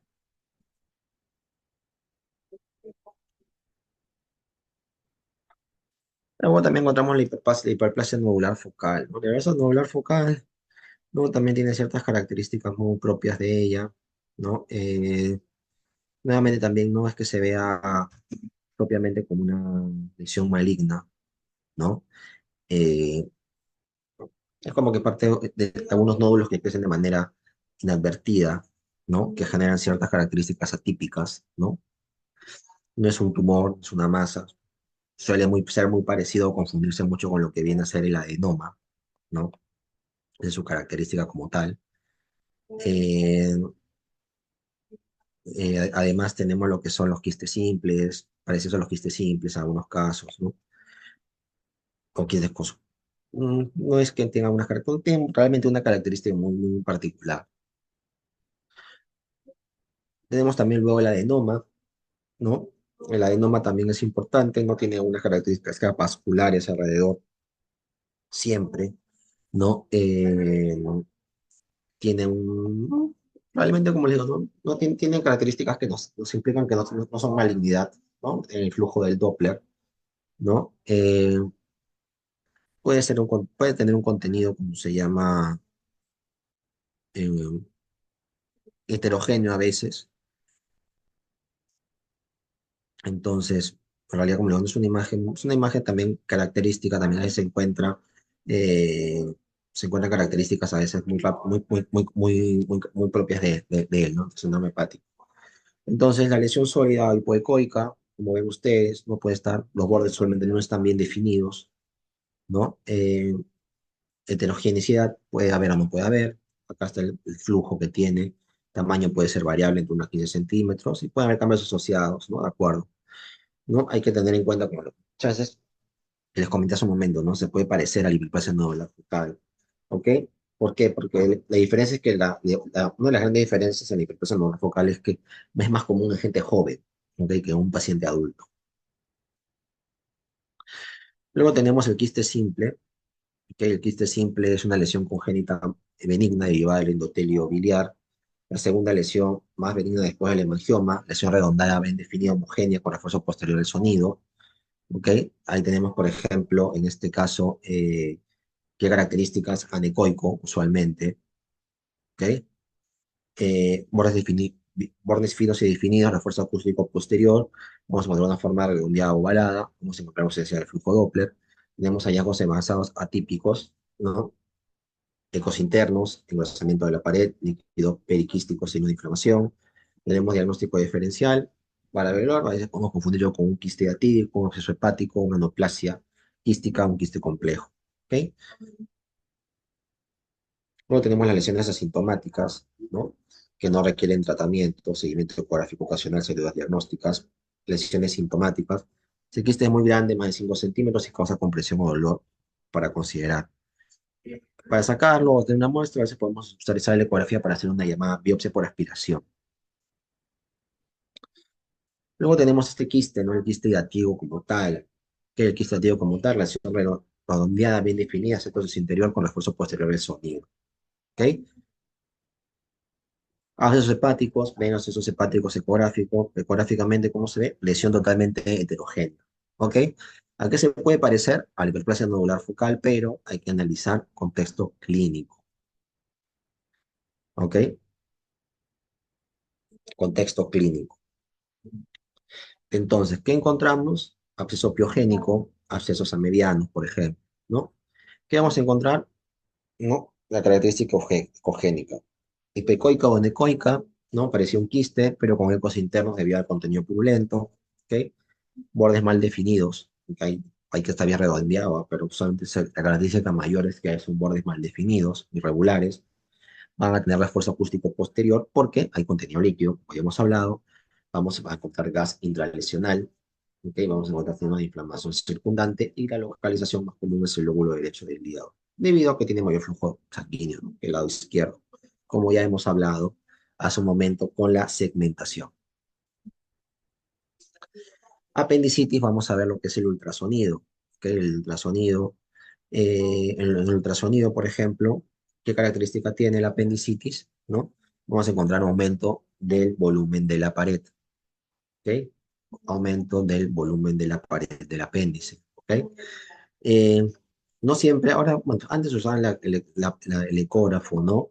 Para, para que ustedes puedan, ¿no? Antes ustedes podían, por así decirlo, usar el ecógrafo para ver adecuadamente descartar una apendicitis, ¿no? Podían valorar de mejor manera ahora, no lo piden la tomografía, ¿no? Hay tomografía con patrón para apendicitis. Entonces, ¿qué características tienen? ¿Ok? Hallazgos ecográficos, apéndice aumentado de tamaño, de importante, más de 6 milímetros, indicativo de inflamación, apéndice no compresible, ¿no?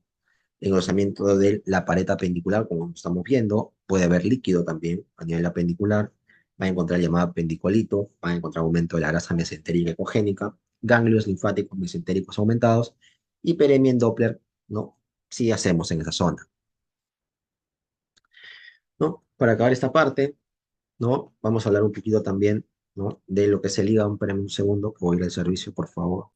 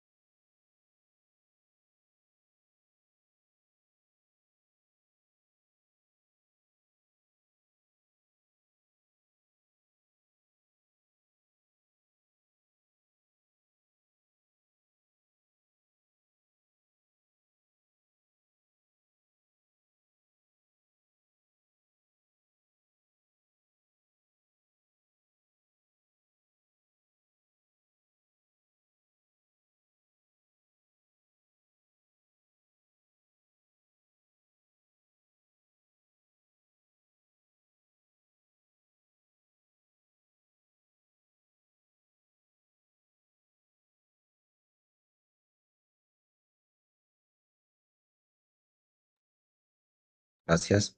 Es que los segundos un momento. Hablamos del hígado, ¿no? Hablamos de los quistes, hablamos que los quistes son lesiones focales hepáticas más frecuentes. Los hallazgos de sonografía, por ejemplo, el quiste simple, ¿no? Es que luz anecoica, refuerzo posterior y una pared posterior bien definida.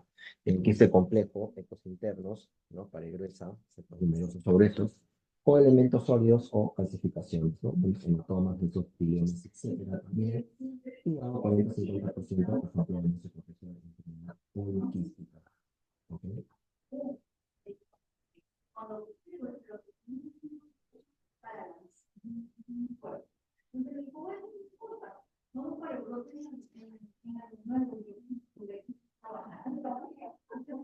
Ven ahí, formas nuevamente lo que quistes simples, ven en esa zona, ¿no? Ya hay ciertas características, ¿no? Ustedes están ahí verificando, ¿no? Es importante siempre, ¿no? Las características. Eh, Quistes múltiples, ¿no? Con contenido líquido, ¿no? Entonces también es importante nuevamente, ¿no? De estas imágenes. Como les menciono, estas imágenes tienen características muy en particular, ¿no? El contenido, ¿no? Dicoico, ¿no? Puede solamente que puede determinar sombra acústica por el hecho que les mencioné, ¿no? Por eso el hecho de que estos pacientes, ¿no? Tienen, ¿no? Estas complicaciones muchas veces.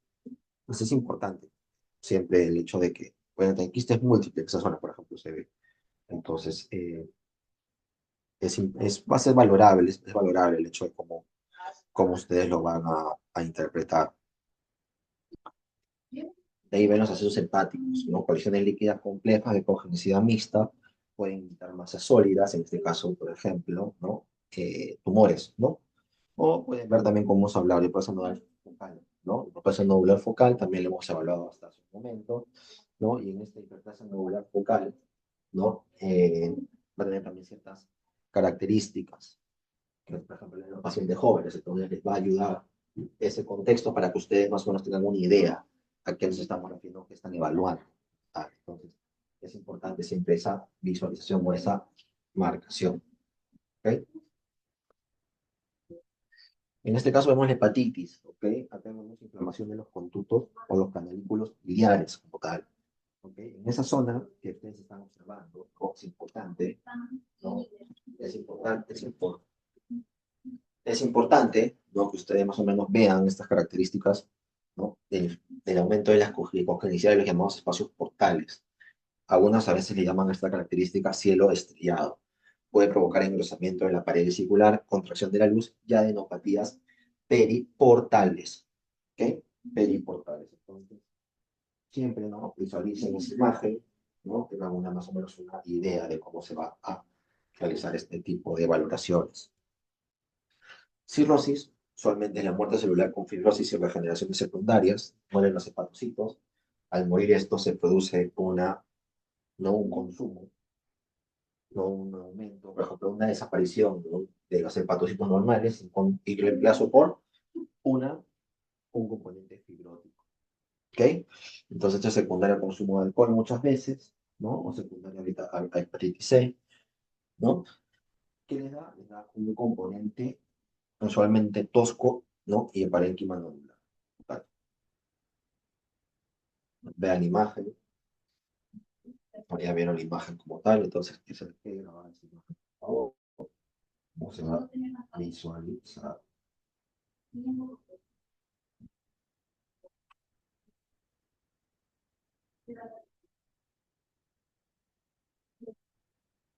Ahora vemos en este caso obstrucción de las vías biliares, ¿no? Como dilatación usualmente de los canalículos intrahepáticos, ¿no? Eso es importante, ¿no? El aumento, ¿no? El hecho de la dilatación de estos canalículos intrahepáticos es bastante importante para que ustedes más o menos puedan visualizar o puedan ver qué va a ser lo que van a realizar con pacientes posteriores. ¿Ok?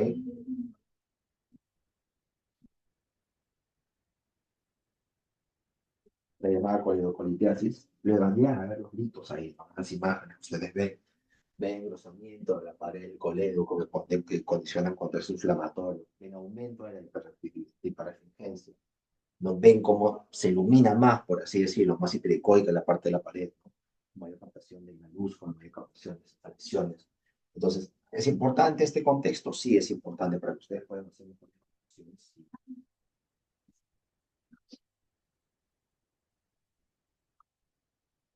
Encuentran hidronefrosis también, ¿no? ¿Qué características tiene la hidronefrosis? Usualmente grado 1, en cantidades mínimas de orina, ¿no? Grado 2, dilatación de las evidencias sin asociarse al adelgazamiento cortical. Grado 3, dilatación grave asociada al adelgazamiento de la cortical. Entonces, ¿qué características ustedes van a tener? Sí, ¿o qué características típicas se encuentran en este tipo de pacientes? ¿No? La característica más típica de este tipo de pacientes, ¿tal? Como estamos evaluando, visualizando, ¿no? Es el hecho del aumento del tamaño del riñón o el parenque, ¿no?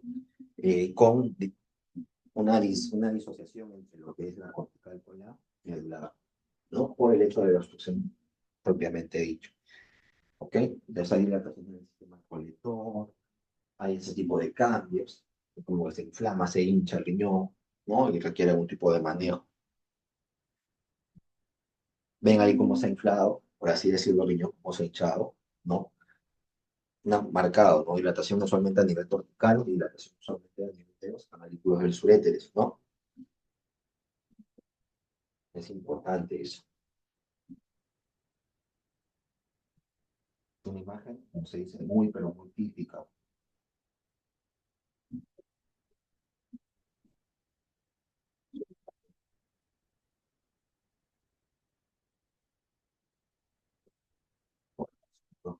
¿No? Cómo se está, ¿no? Cómo se plantea.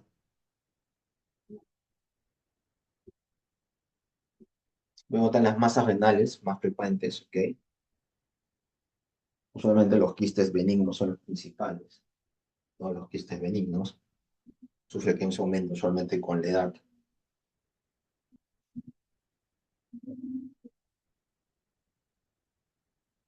Usualmente hay enfermedad poliquística autosómica dominante, hay aumento renal más o menos en 4 cruces, el hígado 50% y el páncreas 5%.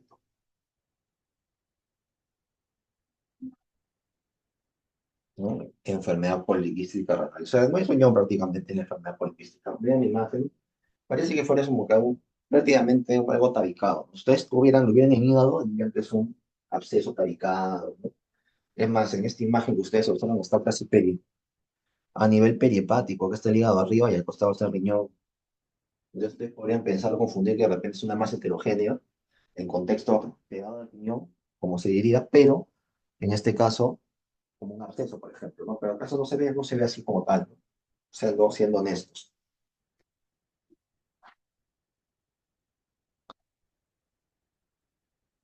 Ya les enseñé la imagen de lo que es el apendicitis subura, les expliqué que puede aparecer el coprolito, les expliqué que hay aumento de la captación de la pared, ¿no? Entonces siempre es importante esto, ¿no? Hay una obstrucción de la luz del apéndice, produce distensión, sobreinfección, isquemia y eventualmente perforación del apéndice. Es la causa más frecuente de intervención quirúrgica abdominal en niños, usualmente, ¿no? En adultos también se repite bastante ahora, ¿no? Aplastonamiento también a veces del apéndice. Entonces sí, como les digo, tiene caracterización, suele ser bastante importante. Diagnóstico diferencial, van a ser importante que ustedes digan diferencia entre una adenitis mesentérica, usualmente con patologías, mujeres con patología del ovario derecho, que tiene ciertas características, está el quiste hemorrágico, también puede estar la llamada torsión ovárica. ¿Ok? Como hallazgos radiológicos, vamos a encontrar el apendicolito de 5 al 10% de pacientes, vamos a encontrar niveles hidroaéreos dentro de las asas intestinales, en el contexto, ¿no? Vamos a encontrar borramiento del borde del psoas derecho, podemos encontrar aire libre peritoneal muy poco frecuente, con perforación o sin perforación, vamos a encontrar obstrucción del seno delgado, podemos encontrar también aire extraluminal en el cuadrante inferior derecho, podemos encontrar desplazamiento de asas intestinales fuera del contexto del cuadrante inferior derecho. En ATAC vamos a encontrar un apendicolito en el 30 al 40% de los pacientes, vamos a encontrar un engrosamiento de la pared del ciego o hilo terminal. Podemos encontrar también adenopatías en esta zona, con perforación, obstrucción en el seno delgado, colecciones de líquidos inflamatorias. El apendicolito calcificado dentro del apéndice puede estar distendido y no perforado como tal, ¿no? Ven ahí el apendicolito, la característica que tiene, la imagen, ¿no? Que se superpone, ¿no? Y la inflamación subyacente a este. Lo ven tomográficamente también el apéndice distendido y captante de inflamación alrededor, ¿no? Eso también es bastante importante. Ven el apéndice en este caso perforada, ¿no? Con un absceso periapendicular, ¿no? Y se ve nuevamente el apendicolito. Se ve claro, más o menos, ¿no? Cuál es la característica de la imagen, con la apéndice perforada con absceso y cómo contiene el apendicolito.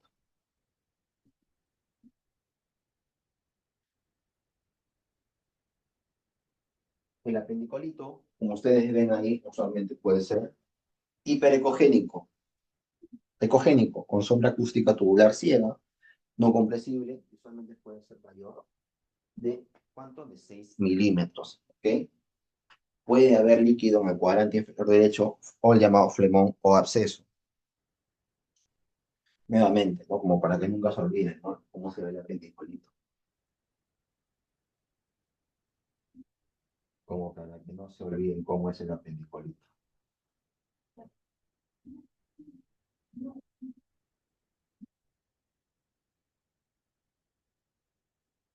Tenemos la apendicitis aguda en el Doppler, como se corta en el longitudinal, ¿no? Que muestra aumentado el apéndice, aumentado de tamaño, con un aumento del flujo color, lo que indica hiperemia, ¿ok? Que va a indicar hiperemia, ¿ok? Hiperemia.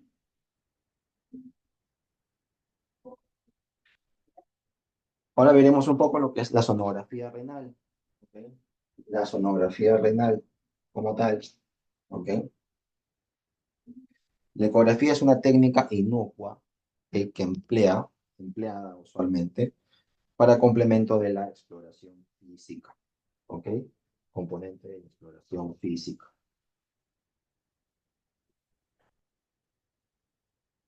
Eh, o sea, puede ser por parte de genéticos generales, etcétera, ¿no? La ecografía actualmente está en boga y como que en realidad se puede utilizar por diferentes términos. Permite detectar y orientar de forma rápida y eficaz la patología a nivel renal, siendo en ese sentido la primera exploración y complementaria a realizar tras la anamnesis y exploración física. Es fundamental para la exploración, ¿ok? Para una calidad óptima, no así como conocer los límites de la técnica para hablar un poco los estudios. Entonces siempre va a ser, eso en general hay un contexto bastante importante cuando hablamos de esto, ¿no?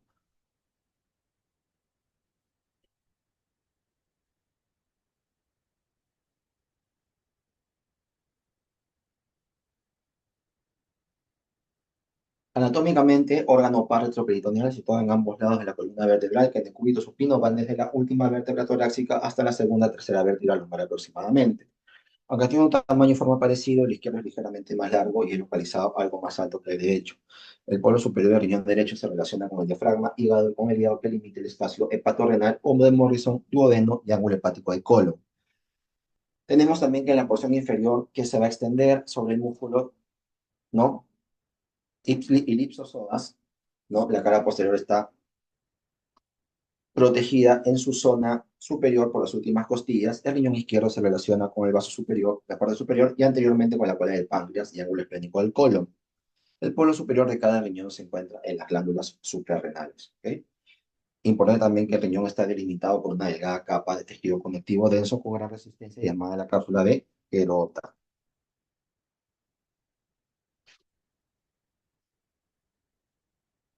Hallazgos ecográficos normales, es importante ver qué se va a encontrar, ¿ok? Usualmente vamos a encontrar, como para ver abdomen, todo lo que son sondas convexas o sectoriales, ¿ok? A veces piden que el paciente esté en ayuno, ¿por qué? Porque cuando estás en ayuno las asas distendales no están tan distendidas, ¿ok? Te estoy usando usualmente para hablar una sonda convexa, ¿ok? De 3 a 5 MHz. Ajustamos la ganancia al foco y profundidad a 12 a 15 centímetros, porque recordemos que es un órgano retroperitoneal, y se aconseja tener definido el ecógrafo de un preset renal y realizar las modificaciones sobre las características de cada individuo. Si tiene mucha grasa, poca grasa, blanco, gordo, etc. Tenemos corte longitudinal, cuarta está basada en el riñón derecho, en línea media axilar, ¿no? Ven las características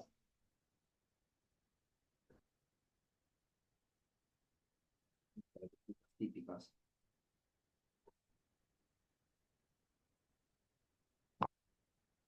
El corte transversal renal, cómo se ve la imagen. El mío se ve más pequeño en esa imagen, ¿no? El hígado se ve muchísimo más pequeño en esa imagen. No se ve grande ni nada por el estilo.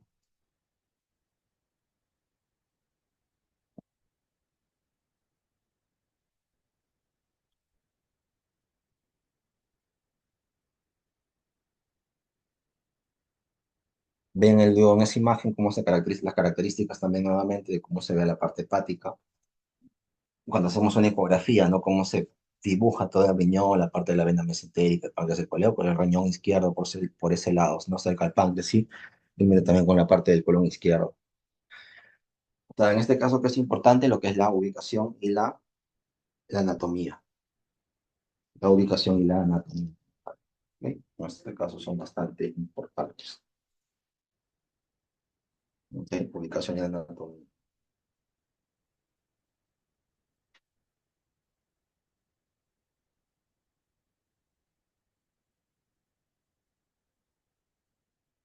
No, ponemos el paciente, le explicamos, ¿no? El paciente va a estar en el cubito supino, explicamos el procedimiento, un ambiente consultable.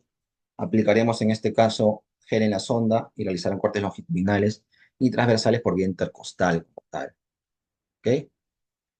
Y subcostal tanto derecha como izquierda, tal como se aprecia en las imágenes, ¿no? Como visto anteriormente. El paciente tiene que colaborar, ¿no? A veces hay que dar movimientos respiratorios forzados para ayudar a que las asciendan o desciendan los riñones, ¿no? Expiración, expiración máxima, hace que el riñón se desplace en sentido caudal y permite su mejor movilización o visualización. Desde el punto de vista ecográfico, en el riñón normal del adulto se distinguen usualmente varias partes, ¿no? La cápsula renal aparece como una banda hipericogénica del riñón. Tenemos la médula formada por las mirámidas que se ven hipocogénicas o incluso necoicas. con su mayor contenido líquido y se disponen en forma semicircular alrededor del seno renal. Los vasos arcuatos, que se reconocen como pequeñas imágenes hiperecogénicas, se utilizan como referencia para valorar el grosor de la cortical, y las columnas de Bertin, que son proyecciones del tejido cortical entre las pirámides adyacentes dirigiéndose hacia el hilo renal. Ahí están viendo los tipos de imágenes, ¿no?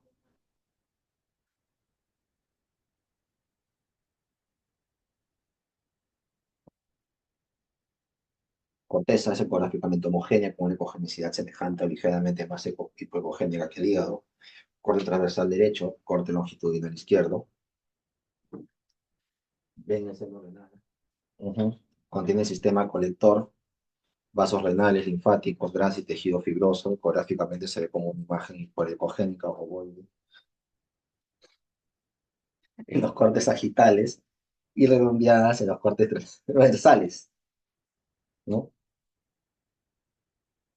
La media riñón del adulto suele ser de 10 a 12 centímetros de longitud, 6 centímetros, 6 a 5 centímetros de ancho y 2 a 3, 2.3 a 2.5 a 3 centímetros de grosor. Estas medidas pueden variar en relación con la edad, sexo, constitución, estado nutricional, estado de nutrición, etcétera.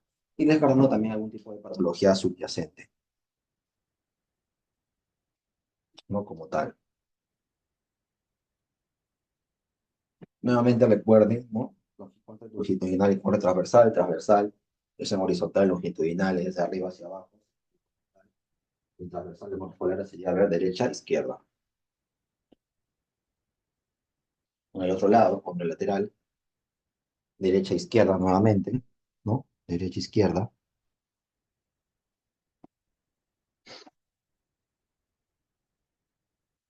El riñón derecho se visualiza mejor con el paciente en decúbito supino, en decúbito lateral izquierdo, utilizando el hígado como ventana acústica. El riñón izquierdo es más posterior y superior que el derecho, se explora en decúbito lateral derecho utilizando el vaso o el estómago lleno de líquido como ventana acústica. Cada riñón debe ser estudiado cuidadosamente en cortes sagitales y transversales. Siempre debemos evaluar la inspiración y la expiración para asegurarse de que se ven de forma completa, ya que en muchas ocasiones las sombras de los arcos costales y el gas intestinal pueden dificultar el examen. Ahí ven el corte longitudinal del riñón derecho, ven el corte longitudinal del riñón izquierdo. El parénquima renal es el hígado y el vaso. La relación parénquima-seno renal en el adulto normal es de 1 a 6.1 y en personas mayores de 6, de 1 a 1.1. Cuando se evalúa un paciente con sospecha de patología renal, se aconseja empezar siempre por el lado sano, porque para tener una imagen basal del riñón con la que podemos comparar luego el estado afectado. ¿Okay? Si durante el examen ecográfico no se ve un riñón, hay que pensar en una nefrectomía porque el paciente tiene una atrofia de este lado o hipoplasia renal. Una genesia renal unilateral también puede ser dentro del contexto o la existencia de una anomalía de fusión como el riñón llamado en herradura, que también lo hemos visto muchas veces de manera usualmente accidental. ¿Okay? También en algunos casos aparecen los llamados riñones ectópicos. ¿Okay? Riñones ectópicos. En este caso de los riñones ectópicos, a menudo se localizan en la pelvis menor, ¿okay? Por delante de los vasos ilíacos.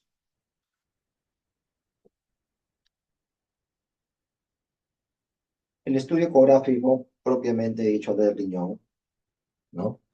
Eh, nos va siempre a orientar, ¿no? Las numerosas variantes de normalidad que podemos tener propiamente. Por ejemplo, encontramos la joroma de dromedario, ¿no? Que es un embombamiento de la porción media de la cortical del riñón izquierdo debido a la impronta del vaso. Luego tenemos las llamadas lobulaciones fetales persistentes, ¿no? Que son embombamientos de la superficie renal que se caracterizan por no alterar la arquitectura córtico-medular renal. Son normales hasta en 4 o 5 años y se descubren hasta el 50% del 1% de los riñones adultos, ¿no? Se trata de la prominencia que ven ustedes ahí, ¿no? Que presenta el riñón izquierdo debido a la deformación del vaso que produce en él. Puede confundirse con una lobulación, se puede confundir en algunos casos con, se puede producir en algunos casos con algún tipo de daño o algún tipo propiamente de patología. También en algunos contextos se puede dar carcinoma. ¿Okay?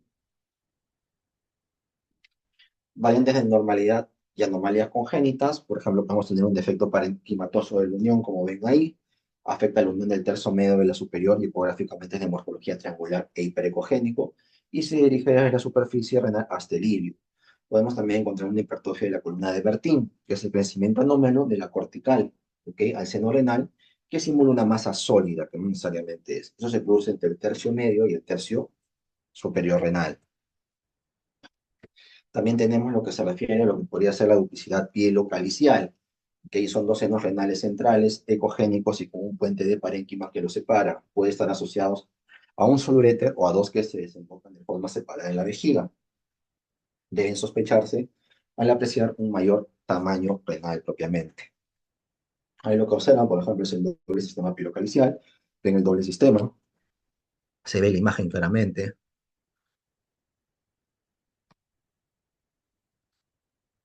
¿no? Lo ven aquí. Uno, dos. Doble sistema pilocalicial. ¿Ok? Uno, dos. Luego tenemos el contexto de la riñón en herradura. En herradura, ¿no? Su localización suele ser más baja, unidos usualmente por sus polos inferiores, pasando por delante de la aorta y por debajo de la mesentérica inferior. Esta anomalía congénita más frecuente en el tracto urinario y predomina en varones con una relación de 2 a 1. ¿Ok? La fusión también puede ser en línea media, simétrica o lateral. Luego tenemos lo que es la genesia renal, que da lugar a un riñón contralateral aumentado de tamaño, con hipertrofia compensadora. ¿Ok? ¿Por qué? Porque el riñón, como por así decirlo, se entrena para cumplir la función del riñón afectado. ¿Ok? Nosotros conocemos lo que es la hiperplasia renal, que son riñones pequeños, pero de aspecto normal. ¿Ok? En la figura, ven, bueno, como ven ahí en la imagen. Luego tenemos el contexto de lo que es la pelvis extrarrenal, ¿no? Que es una variante anatómica en la que la pelvis fue una morfología globulosa, elongada al situarse fuera del seno renal. Parcialmente, la morfología de los cálices suele ser normal y no indica patología obstructiva. El estudio mediante el Doppler ayuda usualmente a su identificación. Luego tenemos lo que es la ectopia renal, lo que consiste en la localización del riñón fuera de la fosa renal, generalmente por debajo de su localización, ¿sí?, habitual. La ectopia renal más frecuente, usualmente, ¿cuál es? La pelviana. ¿Dónde? En las pelvis, ¿no? Más o menos hace un momento mencionamos, ¿no? Pelvis menores, por así decirlo. Tenemos luego el megauréter congénito, que es una malformación usualmente, ¿no? Es una malformación usualmente congénita, con gran dilatación del uréter, suele ser diagnosticado en niños, aunque también puede presentarse en adultos, ya que más de la mitad de los casos pueden no ser asintomáticos, propiamente dicho. ¿No? Vemos cómo están en las figuras que se ven, ¿no? El aspecto ecográfico del megauréter congénito. Anomalías de forma, anomalías de fusión, no anomalía de fusión, encontramos lo que es el riñón en herradura, o el riñón de torta, anomalía de forma, duplicación del sistema colector, hipertrofia de columna de Bertin, defecto de la unión córtico-medular, ¿no? Vemos también lo que es la lobulación fetal, la joroba de dromedario, la pelusis renal, vemos lo que son las anomalías de ascenso y rotación, ectopia renal, marcación renal, vemos lo que son las anomalías de número, agenesia renal unilateral, agenesia renal unilateral y hipoplasia renal. Vemos también lo que vendría a ser, ¿no? Los principales hallazgos patológicos pueden ser alteraciones en la forma del tamaño renal, alteraciones del tamaño del parénquima que engloba la corteza de la médula renal y alteraciones en el seno renal que engloba la pelvis y los vasos renales como tal.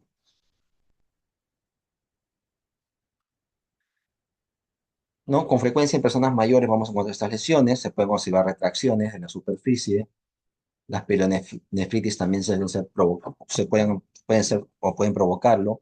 Es frecuente observar sistemas colectores dobles y nuevo bombamiento del parénquima del riñón izquierdo por debajo del límite del vaso llamado joroba del dromedario. En el llamado riñón en herradura existe un puente de parénquima en el polo inferior de ambos riñones, por lo que se produce una imagen típica de herradura.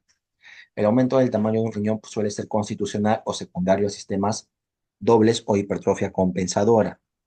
Vamos a encontrar alteraciones en el parénquima renal, sí, alteraciones difusas. En las alteraciones difusas vamos a encontrar cambios en la ecogenicidad renal en función a la patología presente en cada momento. En la glomerulonefritis, ¿no?, aguda se produce un agrandamiento del tamaño renal y un ensanchamiento del parénquima que se muestra ligeramente hiperecoico con pirámides medulares hipoecogénicas. En la glomerulonefritis crónica se produce un adelgazamiento y una condensación del parénquima renal propiamente, con pirámides medulares imprecisas y un límite confuso o poco nítido en la corteza y la médula renal. Estos cambios se distinguen del riñón envejecido. De igual modo, en la nefropatía diabética o riñón de mieloma, ¿no? Esas nefropatías por AINES vamos a encontrar hallazgos ecográficos igualmente inespecíficos, como vemos en las imágenes 12 y 13, propiamente dichas. Vamos a encontrar también lo que son alteraciones propiamente circunscritas, ¿no? O focales del parénquima renal, ¿no? Que son solamente es una tabla, lo que estamos viendo ahí, ¿no? Em, Estas características que ustedes van observando van, en función a su ecogenicidad, se agrupan en anecoicos, hipoecoicos, isoecoicos y ecogénicos o hiperecoicos.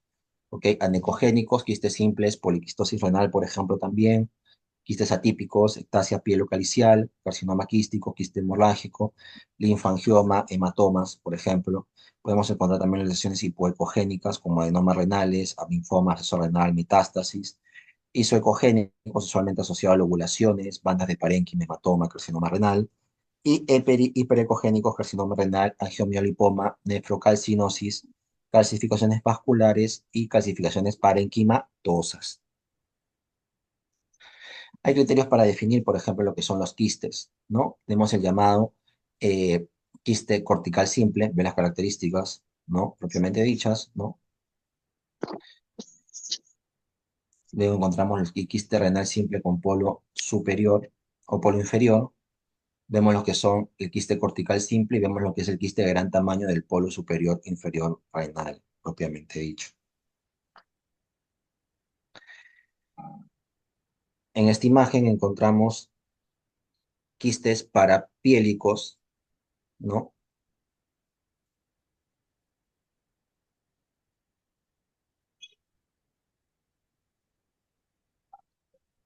¿No? Tenemos los quistes sinusales parapiélicos también, tenemos los quistes parapiélicos y tenemos quistes sinusales, ¿ok?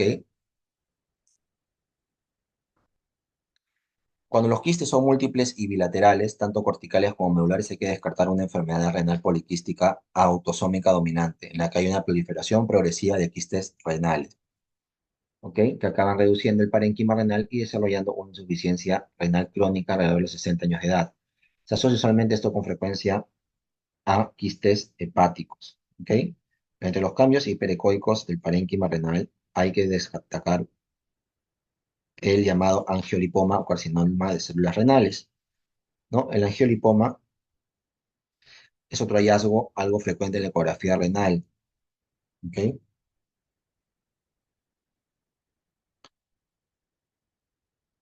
¿No? Entonces también ven lo que es el llamado tumor mesenquimático, ¿ok? Que es un tumor compuesto de grasa, músculo y vasos atípicos con paredes muy engrosadas, ¿ok? ¿No? Entonces, por las características que les estoy mencionando, que son muy similares a las previas, que hemos visto de lesiones, ¿no? Medio parenquimatosas, ¿no? Es un tumor blanco, ¿ok? No protruye en el contorno renal y su tamaño suele de ser a 1 a 3 centímetros.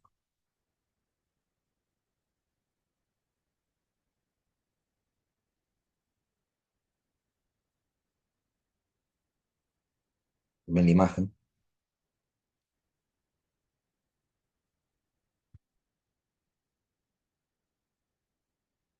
¿no? Tumor blanco, le decimos, ¿cómo se llama? ¿No? Luego tenemos el llamado angiolipoma renal, ¿no? Es una masa usualmente que dicen de que suele tener características benignas, ¿ok? Angiolipoma renal en polo superior, tenemos el angiolipoma renal en polo inferior y tenemos el angiolipoma renal en polo superior.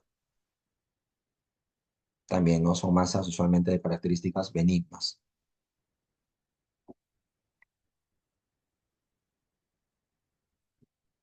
El carcinoma de células renales representa el 90% de las neoplasias renales primarias. La ecografía no lo distingue usualmente, ¿no? Ni lo caracteriza de forma adecuada. Es más, la mitad de los casos suele ser un hallazgo fortuito, son masas icogénicas o ligeramente hiperocogénicas respecto a parénquima renal circundante y protruyen el contorno renal deformando su arquitectura, ¿ok?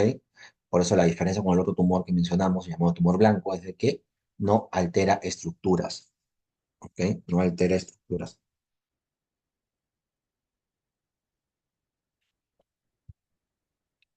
Ahí va el carcinoma de células renales, que representa el 30% de los tumores hiperecoicos renales. Tenemos esa masa renal en el llamado polo superior, tenemos la masa renal en el mesonefro y tenemos la masa renal en el polo inferior. Luego tenemos las llamadas alteraciones ecográficas, ya prácticamente terminando, ¿no? Alteraciones ecográficas del seno renal. ¿Ok? Usualmente el seno renal ecográficamente se ve como un centro hiperecoico. ¿Ok? Un centro hiperecoico heterogéneo en el parénquima renal. Está formado por la pelvis renal, los vasos y el tejido propiamente adiposo. ¿Ok? Tejido adiposo. Uno de los hallazgos más frecuentes en el seno renal es encontrar en él prolongaciones o puentes de parénquima. A veces los atraviesan totalmente, como ocurre en el caso de los riñones dobles. ¿Ok? En el caso de los riñones dobles. La sal del uréter a veces puede reconocer, pero el uréter normal no se puede visualizar por medio de la ecografía como tal.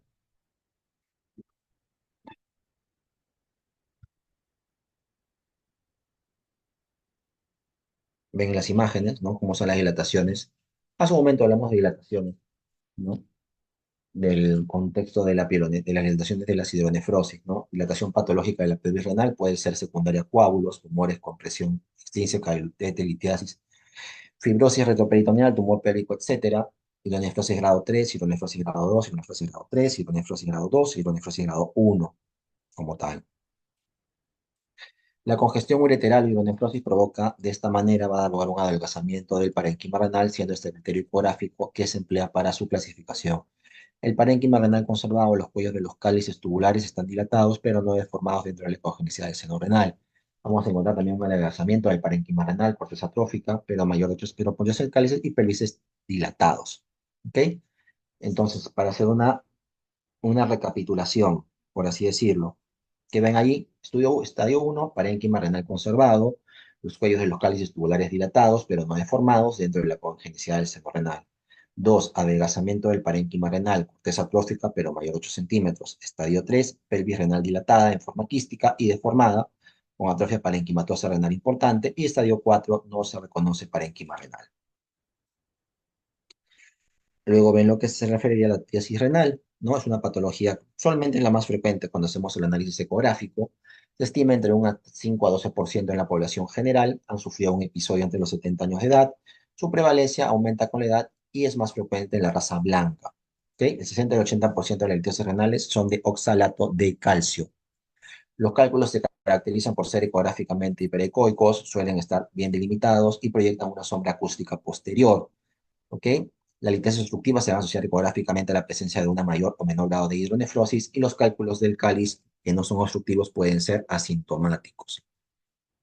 Luego también es importante ver lo que es la valoración de lo que son las glándulas suprarrenales.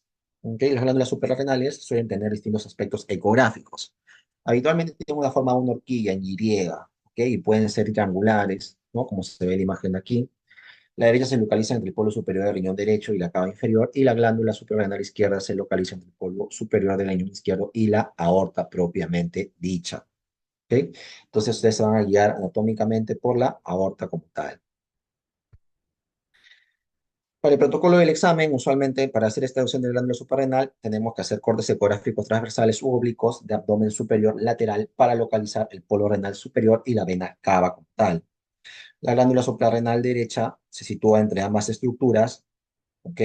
Y hay cortes longitudinales del abdomen superior a la altura de la línea media clavicular o línea axilar anterior derecha, ¿ya? Tenemos la glándula suprarrenal izquierda, cortes transversales propiamente dichos,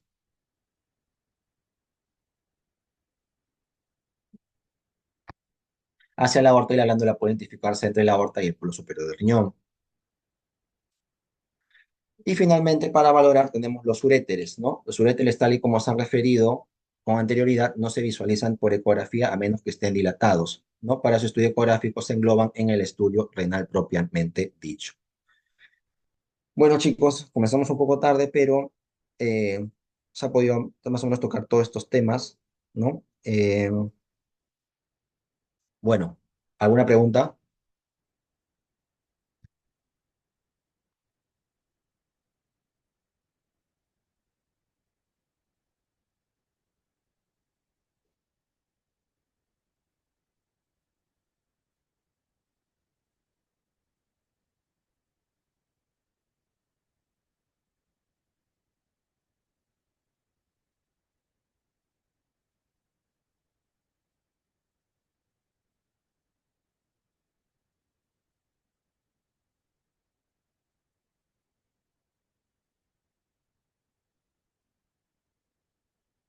¿Alguna pregunta?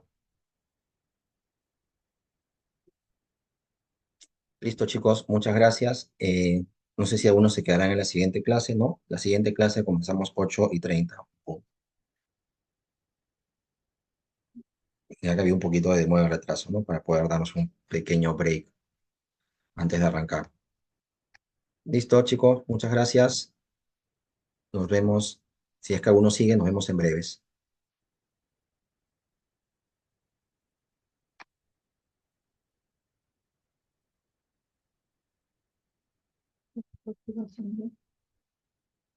Pero tengo que